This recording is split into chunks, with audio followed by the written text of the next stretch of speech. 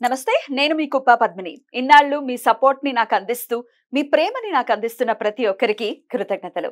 ఇప్పుడు చూడబోతున్న ఈ వీడియో కూడా ఖచ్చితంగా మీకు ఉపయోగపడుతుంది. లైక్, షేర్ అండ్ సబ్స్క్రైబ్ చేసి మీ ఇష్టాన్ని అలాగే మీ సపోర్ట్ ని నాకు అందించండి. అలాగే ఈ వీడియో పట్ల మీ అభిప్రాయాన్ని కమెంట్ సెక్షన్ లో కమెంట్ చేసి నాకు తెలియజేయండి. నమస్తే, వెల్కమ్ టు అవర్ ఛానల్. నేను పద్మిని. ప్రస్తుతంతో పాటు ప్రముఖ ఆధ్యాత్మికవేత్త, ఆస్ట్రాలజర్, వాస్తు పండితులు అలాగే న్యూమరాలజిస్ట్ తనిష్క గారు మనతో పాటు ఉన్నారు. మాట్లాడదాం. నమస్తే తనిష్క గారు. నమస్తే అమ్మా. మేడం, మీరు జాతకం చూసే దాంట్లో నేను అబ్జర్వ్ చేసింది మాంది గ్రహం అనే దాని గురించి చాలా ప్రస్తావన ఉంటుంది. మీరు ప్రస్తావిస్తుంటారు మాంది గ్రహం ఎక్కడుందో చూసుకోవాలి. జనరల్ గా కుండ్లీ చూసే వాళ్ళు నవగ్రహాలని చెప్తూ ఉంటారు. అవును. ఏంటి మాంది గ్రహం ఇంకొక గ్రహమా లేకపోతే ఏంటి, ఒకసారి వివరంగా చెప్తారా? ఓకేమ్మా. మాంది అనేది మందపుత్రుడు మాందిని అంట. మందడు ఎవరంటే శని. బట్ ఆయన ఒక కొడుకు ఆయనదా మాంది. అయితే ఈయనకు వచ్చి మందడు అంటే డల్ గా ఉండేవాడు ఆయన. అందుకే అయితే ఈయన జాతకంలో జనరల్ గా ఈయనకు ఏ ప్లేస్ లో ఉన్నా సమస్యలు ఎక్కువనే ఉంటది. అందులో కొన్ని వరకు అంటే 11th హౌస్ లో ఉన్నప్పుడు మంచి చేస్తది, కానీ దానికి గురు బలం ఉండాలి, గురు చూడాలి, అప్పుడు మంచి చేస్తది. లేకపోతే మాంది ఏ ప్లేస్ లో నిలిచినా సమస్య ఎక్కడో ఒకటి ఖచ్చితంగా ఉంటది. ఒకరికి ఇప్పుడు నాకు కూడా ఉంటది, మీకు ఉంటది. మాంది ఏదో ఒక ప్లేస్ లో తప్పకుండా జాతకంలో ఉంటుంది. కానీ దాంట్లోంచి అందరికీ పుట్టినప్పట్లోంచి మాంది ఏదో ఒక ప్లేస్ లో వచ్చినా వాళ్ళు పుట్టినప్పట్లోంచి సమస్యలు ఉన్నారంటే కాదు. వాళ్ళ జాతకాన్ని పెట్టి సమస్యలు ఏ టైమింగ్ లో వస్తుంది అంటే, ఇప్పుడు ఒకరికి మాంది 7th హౌస్ లో ఉంది అంటే మ్యారేజ్ అయినప్పట్లోంచి సమస్యలు వస్తాయి. ఒకసారి ఆర్డర్ లో చెప్పండి. ఒకవేళ లగ్నంలో ఉంది మాంది అంటే ఎట్లాంటి సమస్యలు ఉంటాయి? వాళ్ళకి ఎక్కువ హెల్త్ ఇష్యూస్ వస్తది. తర్వాత అపిరెన్స్ చూడడానికి బాగుండరు. నెక్స్ట్ వచ్చి ఏమైతుందంటే వాళ్ళకి వచ్చి వాళ్ళ బిహేవియర్ బాగుండదు. ఎప్పుడు కానీ కోపము, కొన్ని విషయాల ఆలోచనలు ఎక్కువ ఏందంటే స్కిన్ డిసీజ్ వస్తుంది. ఎక్కువ ఏందంటే ఫేస్ లో ఏదో ఒకటి అసలు ఏందంటే ఇప్పుడు స్కిన్ ప్రాబ్లం వల్ల బాధపడుతూ ఉంటారు. లేకపోతే లగ్నంలో మాంది ఉంటే ఎక్కువ హెడేక్ వస్తుంది. అవును. సో అప్పుడు ఏమైతుందంటే జాతకంలో మాంది లగ్నంలో ఉంటే, లగ్నం అంటే ఆయుష్ గురించి కూడా ఉండేది. ఇప్పుడు వీళ్ళకి లగ్న దోషం ఉన్నప్పుడు ఏమైతుందంటే అది మేజర్ ప్రాబ్లం వాళ్ళకి హెల్త్ మీద చూపిస్తుంది. తర్వాత వాళ్ళ బిహేవియర్, వాళ్ళ హెడేక్ ఇవన్నీ వస్తూనే ఉంటాయి. సెకండ్ హౌస్ అనేటప్పుడు కుటుంబ స్థానము, ధనస్థానం అంటారు.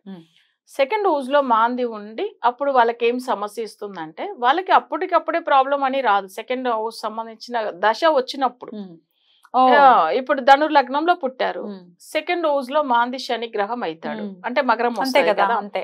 అయినా అప్పుడు ఏమైతుందంటే వాళ్ళకి శని దశ జరుగుతుంది, అప్పుడు ఇబ్బందులు వస్తుంది. ఫ్యామిలీలోనే చాలా బాధపడుతూ ఉంటారు అందరూ.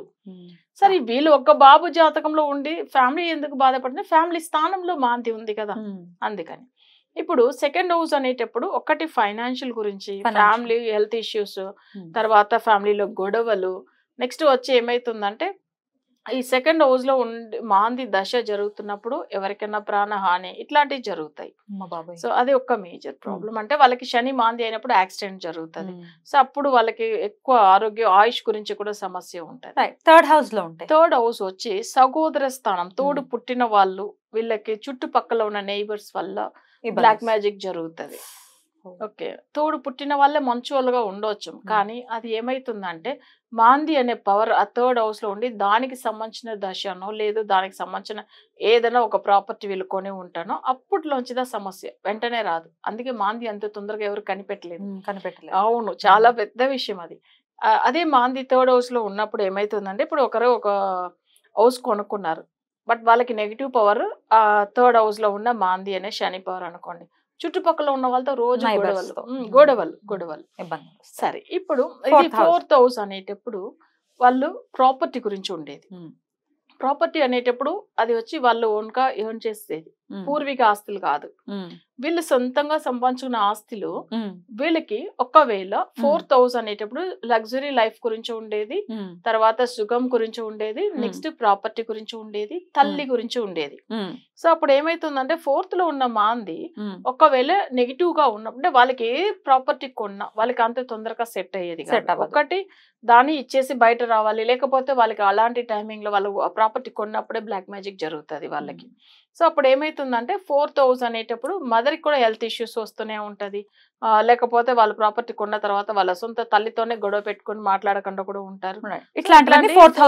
లగ్జరీ లైఫ్ ఉండదు వాళ్ళకి. ఇష్టం సో పెద్ద లెవెల్లో ఉండాలి, అందరికి ఉంటాయి కదా. కానీ కొన్ని జాతకాలకు ఎంత కష్టపడినా రాదు చూడండి. అది 4th హౌస్ లో మాంది ఉంటే. 5th హౌస్ లో అది పుత్ర స్థానం అంటాము, పూర్వీక ఆస్తుల గురించి ఉంటది, పూర్వ పుణ్య స్థానం అంటాము. అది కాకుండా ఏంటంటే వాళ్ళకి మైండ్ గురించి ఉంటుంది, మనశ్శాంతి లేకుండా ఎక్కువ డిప్రెషన్ కి వెళ్ళిపోతారు చూడండి. అది పంచమ స్థానంలో ఉన్నప్పుడు మాంది. ఎక్కువ పూర్వీక ఆస్తుల్లో గొడవలు వస్తుందంటే వాళ్ళకి ఆ ఆస్తులే రానివ్వరు, తోడు పుట్టిన వాళ్ళు.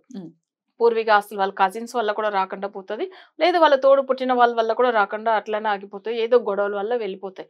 వాళ్ళు వచ్చిన ఆస్తి కూడా అమ్ముకునేలాగా అయిపోతుంది, ఏం లేకుండా అయిపోతారు. అది పూర్వీక స్థానం అనే అసలు పంచమ స్థానం. అదే పిల్లలు కూడా చూడండి, వాళ్ళకి అసలు పిల్లలు పుట్టినప్పట్లోంచి ఎక్కువ సమస్యలు వస్తుంది పంచమ స్థానంలో మాంది ఉంటే. 6th హౌస్ లో ఉంటే 6th అనేటప్పుడు వాళ్ళకి ఏంటంటే రుణం, రోగము, శత్రు.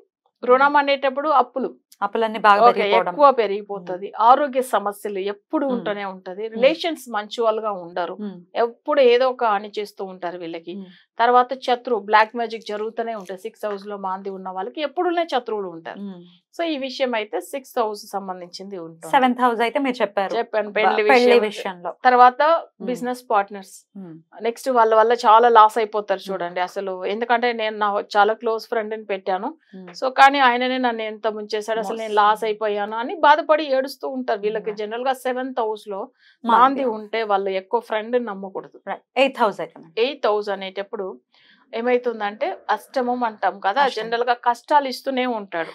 ఇప్పుడు ఎక్కువ శత్రులు ఉంటారు వాళ్ళకి, ఎందుకంటే ప్రతి ఒక్కరు ఇప్పుడు హిట్లర్ జాతకంలో కూడా చూస్తే 8th హౌస్ లోనే మాంది ఉంటుంది. తనకు అసలు అన్ని కంట్రీలో ఉన్న వాళ్ళందరూ అందరే శత్రువు కదా. సో అట్లా ఎప్పుడు కానీ తనకి ఏ రోజు మరణం జరుగుతుంది తెలియదు, ఎప్పుడు శత్రువులు వెయిట్ చేస్తూ నేను ఎప్పుడు చంపుదామని. సో 8th హౌస్ లో మాంది ఉన్నప్పుడు చాలా మంది శత్రువులు ఉంటారు. కానీ వీళ్ళకి కూడా ఏమైతుందంటే మంచి ఒక ఎవరితోనే మంచిగా బిహేవ్ చేయాలని ఉండదు. ఆ 8th హౌస్ లో మాంది ఉన్నప్పుడు కొన్ని విషయాలు వాళ్ళు చెడు చేస్తారు, ఆలోచనలు కూడా అలానే వస్తుంది వాళ్ళ జాతక పరంగా. సో ఇట్లా కొన్ని జాతకాలు. 9th వచ్చి జాబ్ గురించి. తర్వాత 9th హౌస్ లో మాంది ఉంటే ఏమైతుందంటే వాళ్ళు గవర్నమెంట్ జాబ్ గురించో, లేదు వాళ్ళకి అనుకునే కొన్ని ఉంటాయి కదా, ఈ జాబ్ దా నేను వెళ్ళాలి, బట్ ఎంతో ట్రై చేస్తూ ఉంటారు, వెళ్ళలేదు. బట్ ఇంకొకటి ఏంటంటే అబ్రాడ్ వెళ్ళాలని అనుకునే వాళ్ళు కూడా అసలు వాళ్ళు ఎంతో ఎన్నో ఇయర్స్ గా ట్రై చేస్తారు కానీ వెళ్ళలేక. 9th హౌస్ లో మాంది ఉంటే అంత తొందరగా వెళ్ళనివ్వదు. ఒక్కవేళ వెళ్ళినా కూడా అక్కడ వెళ్ళిన తర్వాత చాలా సమస్యల్లో ఉండిపోతారు. సో అది ఎవరికైతే మాంది 9th హౌస్ లో ఉన్న వాళ్ళకి అబ్రాడ్ సెట్ అవ్వదు, ప్లస్ వాళ్ళ జాబ్ విషయంలో సమస్య వస్తుంది, తండ్రికి హెల్త్ ఇష్యూస్ వస్తూనే ఉంటుంది, తండ్రికి ఫైనాన్షియల్ ప్రాబ్లం ఎప్పుడు ఉంటుంది. తర్వాత ఏమైతుందంటే భాగ్యస్థానంలో 9th అని చెప్తాం. చూస్తే జాతకాలు అన్ని బాగుంటుంది, కానీ 9th హౌస్ లో మాంది వల్ల ఏమైతుందంటే వాళ్ళకి వచ్చే కొన్ని ఇంపార్టెంట్, వాళ్ళకి మంచిగా అనుకుని ఒక లెవెల్కి వెళ్ళిపోతారు. సో ఈ రోజు నాకు అసలు ఈ వర్క్ అవుతుంది అట్లా అనుకునే టైమింగ్ అసలు అదే రాదు.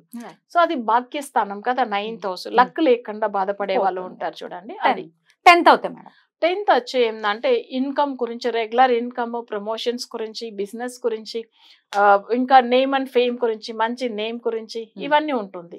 సో ఇక్కడ ఇబ్బంది పడతారు. 11th అయితే మంచిదే అని అంటున్నారు, గురు చూపు ఉండాలి. ఇంకా కొన్ని క్లయింట్లకు ఏమైతుందంటే 11th లో ఉన్న మాంది అసలు చాలా మంచి చేస్తుంది, అలానే వాళ్ళకి సమస్యలు వచ్చిందంటే మరీ ఎక్కువ వస్తుంది. కానీ అయితే ఏమైతుందంటే 11th లో మాంది ఉంటే కొంతమంది ప్రాఫిట్ ఉండదు చేసే వర్క్ లో, బిజినెస్ లో కానీ. సో అలా అయితే వీళ్ళు కొంతమందితో గొడవ పెట్టుకుంటూ ఉంటారు, అట్లా కూడా ఉంటది. అయితే 12th అనేటప్పుడు సేమ్ ఏంటంటే గొడవలు, లాస్ గురించి ఉంటది. తర్వాత 12th హౌస్ అనేటప్పుడు వాళ్ళకి బ్లాక్ మ్యాజిక్ జరుగుతుంది. జనరల్ గా మాంది వచ్చి వాళ్ళకి లగ్నంలో కానీ, 6th లో కానీ, 8th, 12th ఈ హౌస్ లో ఉన్న వాళ్ళకి బ్లాక్ మ్యాజిక్ జరిగే ఛాన్సెస్ ఎక్కువ ఉంటాయి. వీటి నుంచి బయటపడాలి అంటే డెఫినెట్ గా రెమెడీస్ ని ఫాలో చేయాలి, వాళ్ళ జాతకాన్ని అనుసరించి. అవును, ఏదో వేగ్ గా ఇప్పుడు ఇక్కడ ఉంది కాబట్టి ఇది చేసేసుకోండి అంటే కుదరదు. అవును, జాతకాన్ని అనుసరించి ఒకసారి కన్సల్ట్ చేస్తే కనుక డెఫినెట్ గా ఎక్కడ ఉంది, ఏం చెయ్యాలి, ఏం చేస్తే ఆ మాంది ఇంపాక్ట్ అనేది తగ్గుతుంది అనేది తెలుస్తుంది. అంతే కదా మేడం? చాలా బ్యూటిఫుల్ గా ఎక్స్ప్లెయిన్ చేశారు. అసలు సర్వసాధారణంగా రెమెడీస్ కూడా చేసుకున్న తర్వాత ఏ దైవాన్ని ఎక్కువగా ఆశ్రయించాలి మాంది గ్రహం ఇంపాక్ట్ తగ్గడానికి? అయితే మాంది వచ్చి శని ఒక పుత్రుడు.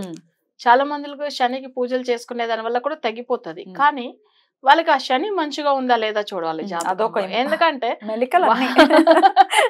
మాంది శని చెప్పినప్పుడు ఇప్పుడు జనరల్ గా శని కూడా మాంది అవుతాడు ఒక్కొక్కసారి. ఎందుకంటే మకరంలోనూ కుంభంలో మాంది గ్రహం వస్తే సో అక్కడ ఎవరు చూపిస్తుంది, ఎవరికి పవర్ ఎక్కువ ఉంటే శనికే. మందపుత్రుడు మాందిని చెప్తారు, మళ్ళీ శని మాంది వచ్చి శనినే మళ్ళీ చెప్తున్నారు ఏం మేడం అంటారు. కానీ మాందికి ఓన్ హౌస్ లేదు, మకరంలో ఉంటే దాని బలం పొందుతాడు మాంది. ఓకేనా? అప్పుడు శని పవర్ పోతుంది. అంతే, ప్రాబ్లం ఎక్కువ. ఏ హౌస్ లో ఉంటే దాని పవర్ ని తీసుకుంటాడు. అంతే. ఇప్పుడు ఆయన మేషంలో ఉంటే కుజుడు పవర్ తీసుకుంటాడు. అప్పుడు ఎవరి వల్ల ప్రాబ్లం? సహోదర స్థానం, సహోదర కారకుడు వల్ల ప్రాబ్లం అంటే వాళ్ళకి ఉంటాయి. మీరు చెప్తున్నట్టుగా జాబ్ విషయంది కానీ తోడు పుట్టిన వాళ్ళ వల్ల కానీ ఉంటది. అయితే ఇవన్నీ ఎట్లా చూడాలంటే మన ఇన్ని స్థానము, ఈ మాంది నిలిచిన ప్లేస్ జనరల్ గా రాహుకేతు కూడా ఓన్ హౌస్ లేదు, అలానే మాందికి కూడా లేదు. అయితే ఈ మాంది వచ్చి ఒక ఉపగ్రహం అంటారు, బట్ అది ఉపగ్రహం. బట్ అయితే ఆ మాంది ఉన్న బలం మిగతాన్నిటికి లేదు. అసలు మాంది చాలా పవర్ఫుల్ గా ఉంటుంది. ఇప్పుడు మన రాహు చాలా మందికి పూజలు ఫలితం లేదు అనేదానికి రీజన్ ఇదేదా, అంతే, వేరేం లేదు. చాలా బ్యూటిఫుల్ గా ఎక్స్ప్లెయిన్ చేశారు madam. Thank you so much. నమస్తే. నమస్తే అమ్మా.